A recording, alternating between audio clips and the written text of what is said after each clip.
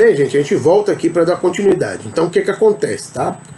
É importante a gente perceber, tá, que o núcleo irredutível, ele vai permitir cada vez mais, juntamente com a heurística positiva, ou seja, inúmeros arcabouços, teorias ou mesmo hipóteses auxiliares, permitir prever novos conhecimentos, tá?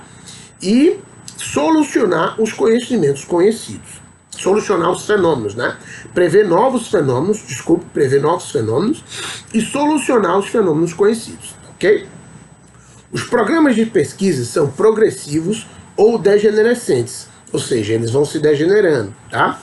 Dependendo de sucesso ou fracasso persistente quando levam à descoberta de novos fenômenos. Ou seja, tá? O que é um programa de pesquisa progressivo? Quanto mais ele progride e mais ele descobre novos fenômenos e resolve esses novos fenômenos, ele vai se tornando, tá, um programa de pesquisa progressivo. Quando ele se torna um programa degenerescente, quando ele não consegue mais fazer isso, quando ele não tem sucesso, tá, e na verdade só apresenta fracassos na descoberta de novos fenômenos e na resolução, né, desses fenômenos, então a teoria ou o programa, né, o conjunto de teorias, conjunto de hipóteses auxiliares e por aí vai, vão se tornando degenerescentes, vão perdendo o seu valor, tá?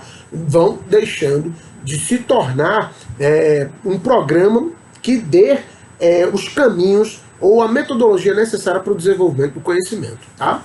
O núcleo irredutível de um programa é, mais que qualquer outra coisa, a característica que o define. Ou seja, a característica central que define aquele núcleo. Ou seja, no caso do geocentrismo, qual é o núcleo irredutível?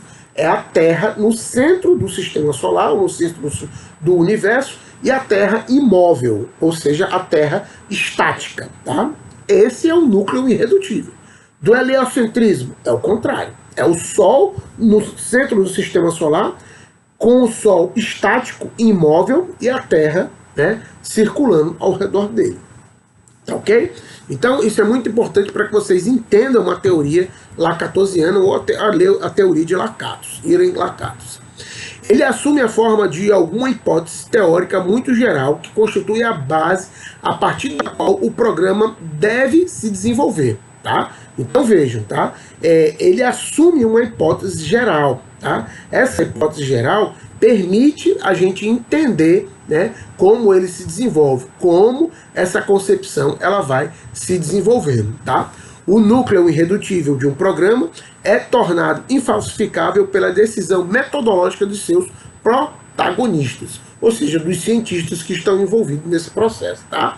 A gente vai ver mais adiante o exemplo que está aqui na página 112. Tá? Essa é a página do livro. Eu vou trazer para vocês a página do PDF para que vocês possam ter, né, esse exemplo e verificar bem direitinho, tá? Como ele funciona. Tá? A heurística negativa de um programa é a exigência de que, durante o desenvolvimento do programa, o núcleo irredutível deve permanecer intacto e sem modificações. Qualquer cientista que modifique esse núcleo optou por sair deste programa de pesquisa específico.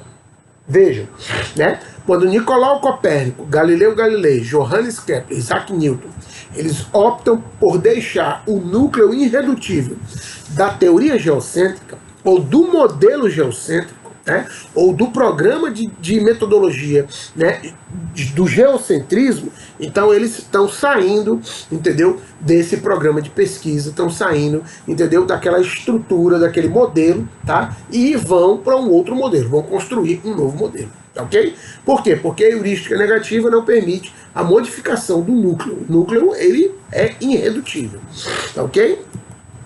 A heurística positiva consiste em um conjunto de sugestões ou indícios parcialmente articulados de como mudar, desenvolver as variantes refutáveis de um programa de pesquisa, como modificar, sofisticar o cinturão protetor refutável, né? Porque o que acontece? Como eu disse para vocês, existe um núcleo central do programa de pesquisa e ao redor dele existem inúmeras teorias auxiliares ou hipóteses auxiliares, né? E aí a gente tem o quê? A gente pode modificar essas hipóteses, né, para que a gente consiga, né, se adaptar aos novos fenômenos, para que os fenômenos possam ser resolvidos, para que a gente possa esclarecer os fenômenos, né? Então, na verdade, a gente altera o quê? A gente altera as variantes, né, que estão ao redor do núcleo, protegendo o núcleo, tá? Porque o núcleo ele é irrefutável, é irredutível, a gente não pode modificar o núcleo. A gente modifica, entendeu? As hipóteses auxiliares, algumas concepções que estão ao redor dele, tá? O desenvolvimento de um programa de pesquisa envolverá não somente a adição de hipóteses auxiliares adequadas, mas também o desenvolvimento de técnicas matemáticas e experimentais adequadas. Então vejam, é importante a gente ver, né, e perceber isso. A gente vai ter sempre o quê? A gente vai ter sempre o desenvolvimento de hipóteses auxiliares. A gente tem a hipótese ou a teoria central, né, ou o núcleo irredutível, e a gente tem ao redor dela, entendeu, hipóteses auxiliares, né, que são corroboradas por técnicas matemáticas e experimentais, né, técnicas matemáticas adequadas e técnicas experimentais adequadas, tá? O início de trabalho num programa de pesquisa ocorre sem consideração da observação ou apesar das aparentes falsificações destas. Segundo Lakatos, são as confirmações que têm especial importância, mais que as falsificações. Aí Lakatos vai inverter, entendeu, a concepção de Popper, tá? Já no programa de pesquisa, a gente tem o quê? Quanto mais a gente tem confirmações positivas, né, isso é ótimo para o programa. As falsificações, elas vão ficando de lado, entendeu? Elas vão, na verdade, ajudando a alterar as hipóteses auxiliares, mas elas não podem mexer no núcleo central, no núcleo irredutível, ok? Então a gente tem que no início, né, desse programa, né, ocorre sem consideração, né, a gente não leva em consideração as observações, né, ou mesmo as falsificações aparentes, tá, ok? A gente tem que se preocupar no início com as confirmações. E aí sim, é aí que vai dar uma estrutura, né, vai dar uma estrutura para o desenvolvimento desse programa. Posteriormente, né, a gente vai ter cada vez mais esse programa se enlarguecendo, tá, e ele se firmando dentro de um processo de conhecimento, tá? Dentro de um processo de conhecimento, de desenvolvimento desse saber e dessa concepção, tá, ok? Então vejam, aqui a gente tem um modelo para que vocês possam analisar, né, como funciona propriamente essa concepção. O núcleo, né, aqui central, é justamente esse núcleo irredutível, tá? É justamente onde a gente tem o quê? A heurística negativa, né? Ou seja, ele não pode ser modificado, ele não pode ser alterado, não pode ser modificado, não pode ser alterado, não pode ser refutado, tá? Determina quais conceitos são metodologicamente irrefutáveis. É o núcleo do programa. Ou seja, isso aqui é a base. Essa estrutura da base é que mantém toda a estrutura superior. Aqui a gente não pode mexer na base, tá? A base não pode ser modificada, tá? E aí a gente tem aqui, ó, ao redor do núcleo, a gente tem um círculo maior, que é justamente o círculo protetor. Cinturão protetor, conjunto de hipóteses auxiliares, resultado da heurística positiva. A dinâmica de explicação do programa, ela se dá de que forma? Núcleo firme, núcleo irredutível, núcleo irrefutável, mais o cinturão protetor, tá? Que vai compor todo o programa, todo o processo de metodologia, né, do programa científico. Então veja, aqui a gente tem a heurística negativa, e aqui a gente tem a heurística positiva, tá? Ou seja, procedimentos de acomodação das anomalias, sem um ataque direto ao núcleo firme. Então vejam, as anomalias o que são?